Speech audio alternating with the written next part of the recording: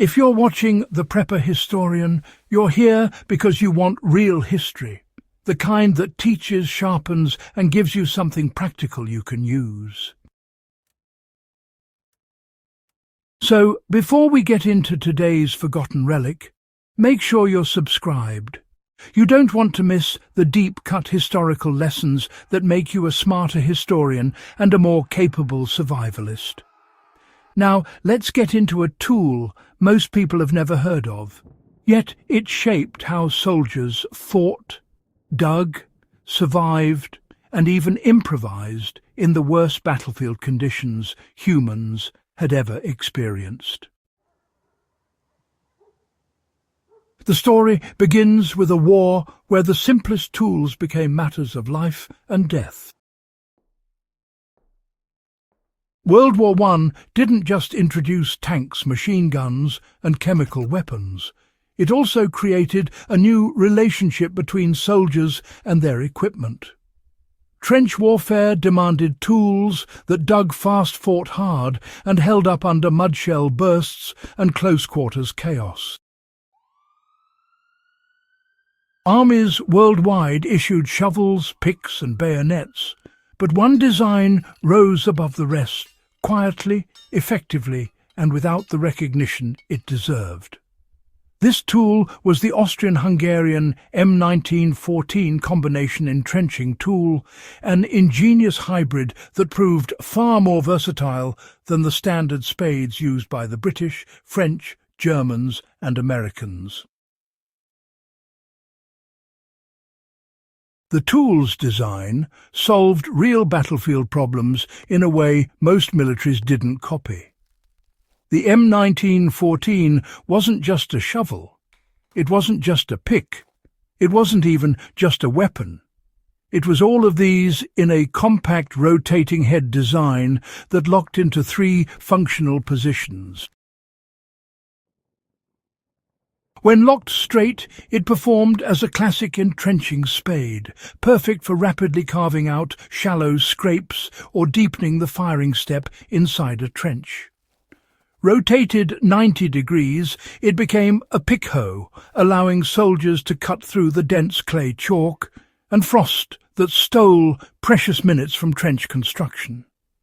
When fully folded, it served as a close-quarters striking tool, short, heavy, and devastating in hand-to-hand combat when bayonets snapped or rifles jammed, which happened more often than today's documentaries tend to admit. The true brilliance of the design appears when you consider how trenches were actually built under fire. In most armies, digging was done with small, fixed spades meant for emergency scrapes, and, well, soldiers often threw their entire bodies into the swing. The Austrian-Hungarian tool, with its adjustable head, let the user attack the earth at more efficient angles. A soldier could drop into a kneeling position and use the hoe configuration to break tough ground without standing, or exposing his helmet above the parapet. This detail sounds minor, but it really mattered. Every second your silhouette was visible, some enemy sniper was watching. The M1914 reduced that exposure. I've talked to modern reenactors and survival instructors who've tested replicas of this tool. They report that switching between shovel and hoe positions saves enormous energy compared to forcing a fixed spade design into unsuitable terrain. In a survival situation today, that translates to preserving calories, reducing fatigue, and, finishing a shelter or fire trench before darkness forces you into a compromised position. One of the most overlooked aspects of the M1914 is how field modifications elevated it from clever to, indispensable.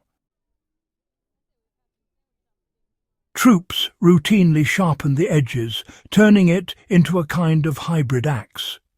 Others reinforce the locking collar, converting it into a weapon balanced enough to be swung like a tomahawk.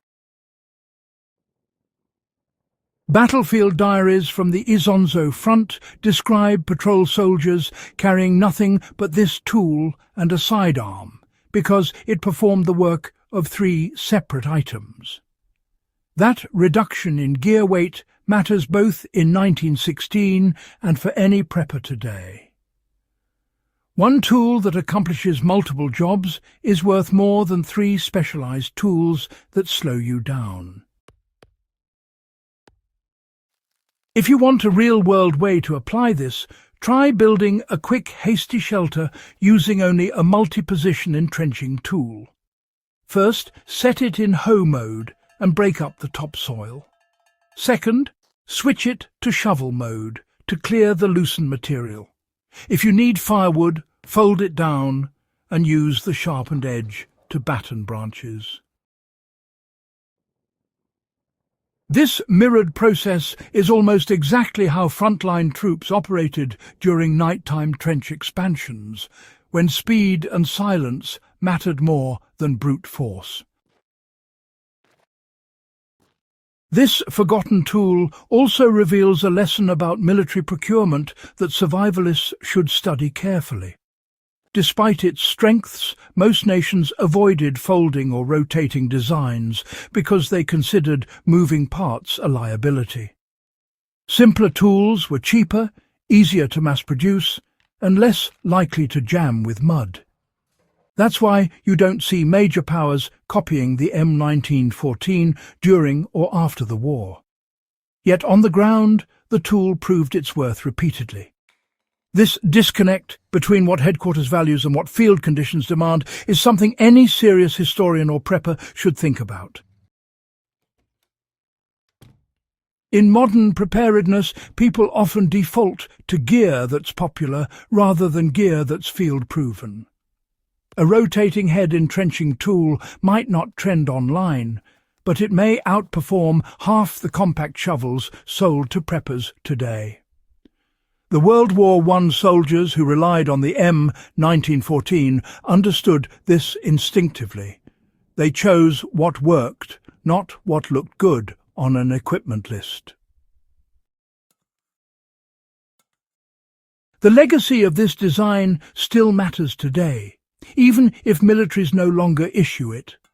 You'll see traces of the M1914 in Cold War-era Polish and East German E-tools, and some modern survival tools borrow its rotating head concept. But the original spirit, versatility, compact power, and battlefield efficiency, deserves renewed appreciation. If you're building a kit as a historian who also values readiness, studying tools like this trains your mind to identify overlooked solutions. One practical takeaway is simple. Evaluate every tool in terms of swing angles, energy cost, and adaptability. The soldiers who used the M1914 knew that their digging tool couldn't be a one-trick pony. The same applies when you prepare for natural disasters, long-term camping, or remote land navigation. You'll quickly learn why a tool that shifts roles on command is worth its weight in hard lessons avoided. So, before you go, keep this channel growing and helping more serious learners.